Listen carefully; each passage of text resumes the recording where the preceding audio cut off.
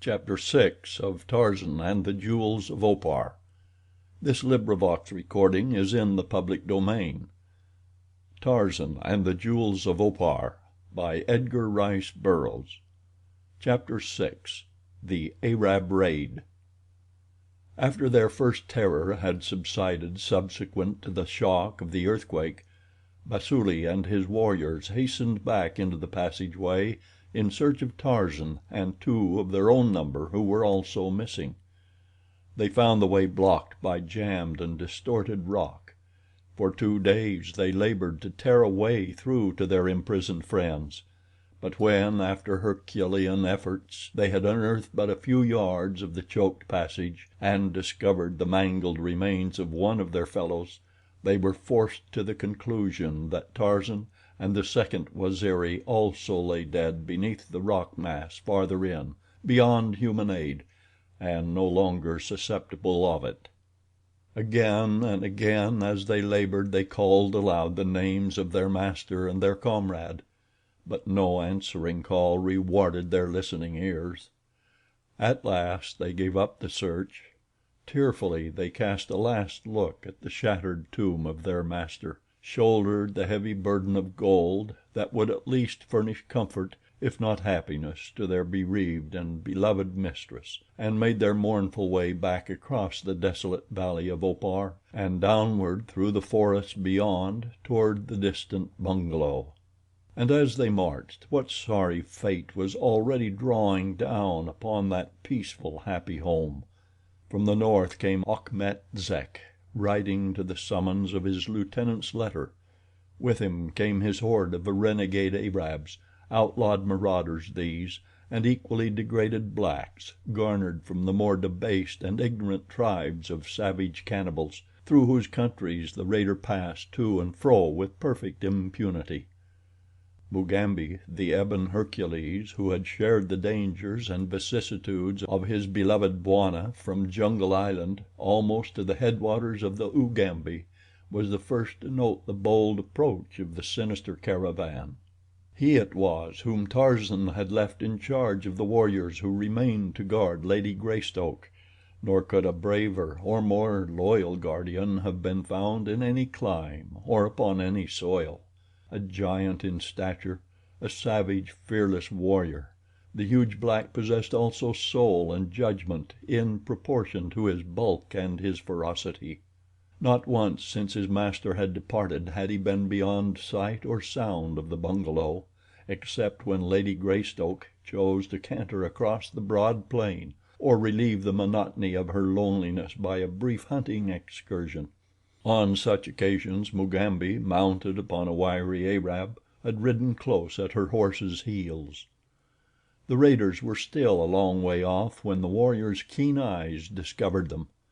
For a time he stood scrutinizing the advancing party in silence. Then he turned and ran rapidly in the direction of the native huts which lay a few hundred yards below the bungalow. Here he called out to the lolling warriors. He issued orders rapidly. In compliance with them, the men seized upon their weapons and their shields. Some ran to call in the workers from the fields and to warn the tenders of the flocks and herds. The majority followed Mugambi back toward the bungalow. The dust of the raiders was still a long distance away. Mugambi could not know positively that it hid an enemy, but he had spent a lifetime of savage life in savage Africa, and he had seen parties before come thus unheralded. Sometimes they had come in peace, and sometimes they had come in war. One could never tell. It was well to be prepared. Mugambi did not like the haste with which the strangers advanced. The Greystoke bungalow was not well adapted for defense. No palisade surrounded it, for situated as it was in the heart of loyal Waziri, its master had anticipated no possibility of an attack in force by an enemy. Heavy wooden shutters there were, to close the wooden apertures against hostile arrows, and these Mugambi was engaged in lowering when Lady Greystoke appeared upon the veranda. "Why, Mugambi!" she exclaimed. "What has happened? Why are you lowering the shutters?" Mugambi pointed out across the plain to where a white-robed force of mounted men was now distinctly visible. "Arabs," he explained. "They come for no good purpose in the absence of the great Bwana." Beyond the neat lawn and the flowering shrubs Jane Clayton saw the glistening bodies of her Waziri. The sun glanced from the tips of their metal shod spears, picked out the gorgeous colors in the feathers of their war bonnets, and reflected the highlights from the glossy skins of their broad shoulders and high cheek bones. Jane Clayton surveyed them with unmixed feelings of pride and affection. What harm could befall her, with such as these to protect her? The raiders had halted now, 100 yards out upon the plain. Mugambi had hastened down to join his warriors. He advanced a few yards before them, and raising his voice hailed the strangers. Achmet Zek sat straight in his saddle before his henchmen. "Arab," cried Mugambi, "what do you here?" "We come in peace," Achmet Zek called back. "Then turn and go in peace," replied Mugambi. "We do not want you here. There can be no peace between Arab and Waziri." Mugambi, although not born in Waziri, had been adopted into the tribe, which now contained no member more jealous of its traditions and its prowess than he.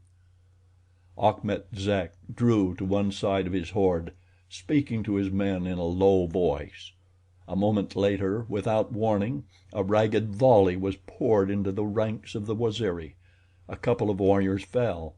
The others were for charging the attackers. But Mugambi was a cautious as well as a brave leader. He knew the futility of charging mounted men armed with muskets. He withdrew his force behind the shrubbery of the garden. Some he dispatched to various other parts of the grounds surrounding the bungalow.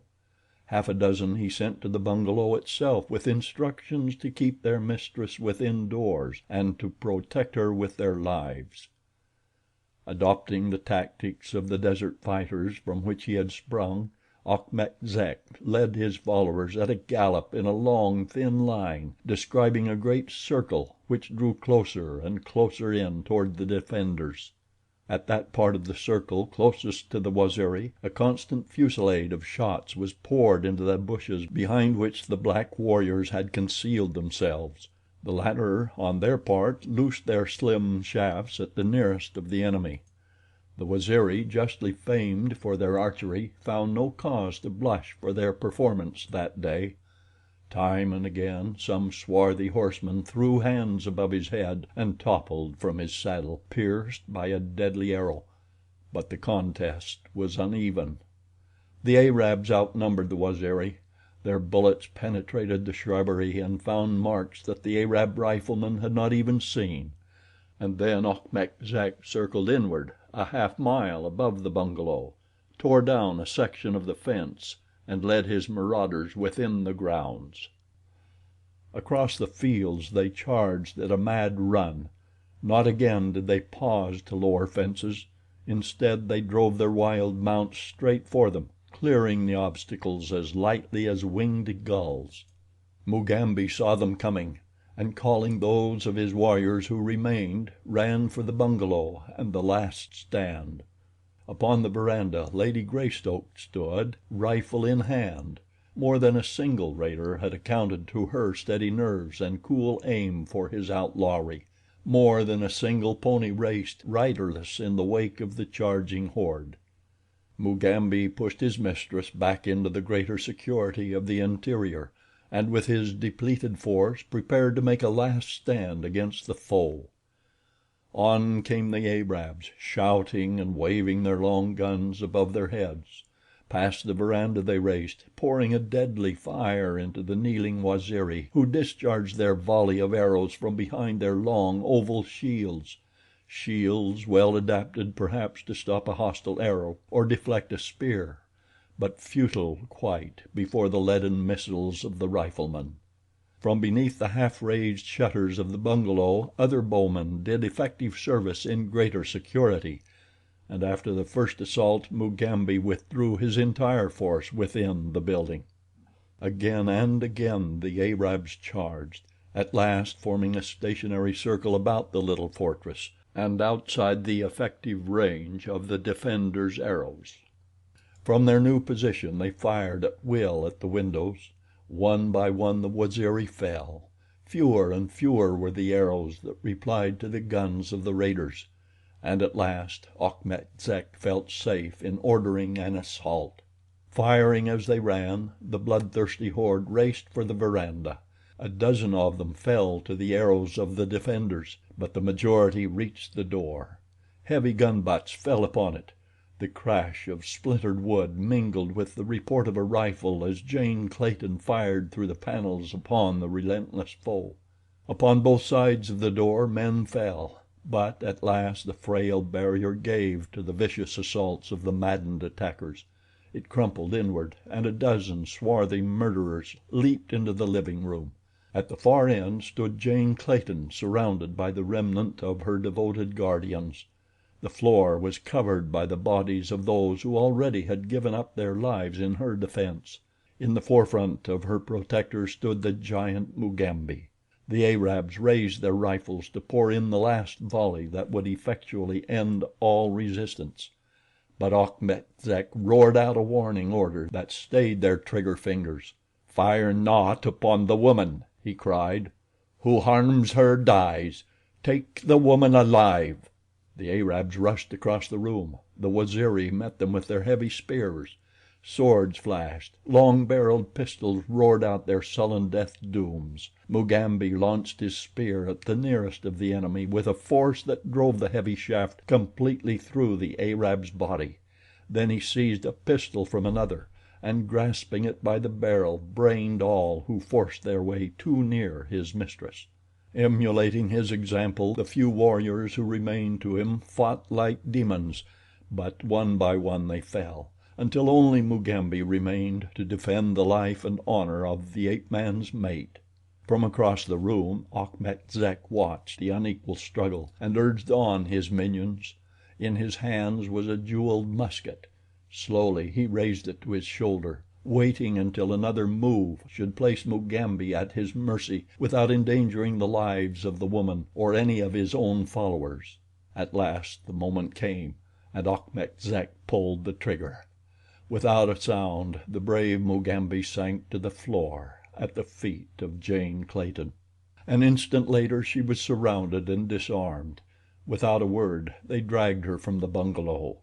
A giant Negro lifted her to the pommel of his saddle, and while the raiders searched the bungalow and outhouses for plunder, he rode with her beyond the gates and waited the coming of his master.